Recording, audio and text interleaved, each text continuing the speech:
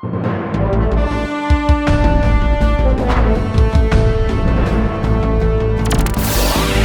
and welcome to Hindsight Tonight. I'm Damian Muziani, and this week we celebrate the hard-hitting journalism of our past, when we blew the doors off of injustice at a writer's hands and exposed media hypocrisy at CNN. It happened on December 6th, 2021. Enjoy.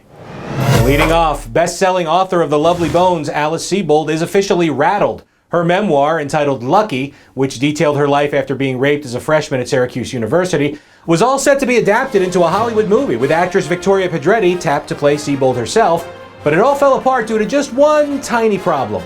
The man she sent to prison for 16 years was innocent. In 1982, Anthony Broadwater was convicted for Sebold's rape, and since his release, has had to live with a virtual scarlet R on his chest, carrying the stigma and isolation of being a registered sex offender and felon for the last 2 decades.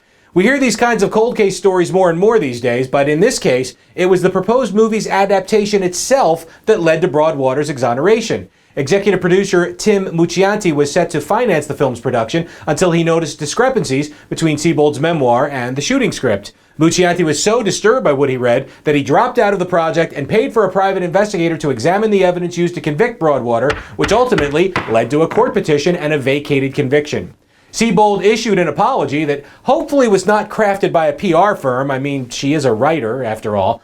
And let's not discount that somebody sexually assaulted her and scarred her for life. But she did sell An Innocent Man Down the River and then sold 1 million copies of her book about it. Lucky has now been pulled from publication by its distributor since, it's suddenly full of lies. In our opinion, Broadwater is due some lucky and lovely cash ASAP.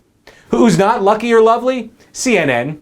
The cable news stalwart continues to pay for its employees' incompetence and corruption after they finally, reluctantly, suspended anchor Chris Cuomo for ignoring all journalistic integrity by sharing inside information with his brother, the former governor of New York, to help him fight sexual harassment allegations last year. What is interesting is that CNN boss Jeff Zucker waited until incriminating text messages were made public by the New York Attorney General's office before taking action. Kind of a role reversal, since traditionally it's the news organization that tips off law enforcement, not the other way around. Like in All the President's Men. CNN reporters can't even find the news in their own building.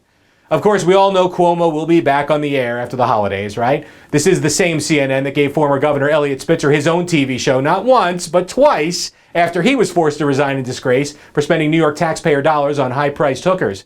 This is from the current CNN website, by the way. He still has his own page up on there, even though his show was canceled in 2011. And Zucker certainly believes in giving second chances, evidenced earlier this year when legal analyst Jeffrey Toobin was forgiven for giving his colleagues a free joystick tutorial on Zoom. Talk about a staph infection. All that's missing is Jeff Zucker's memoir. Maybe Alice Sebold can ghostwrite it. Here's the title: Zucky, One Man's War Against Journalism. And that's your news. Please like and subscribe, and I'll see you next week with Fresh Hindsight.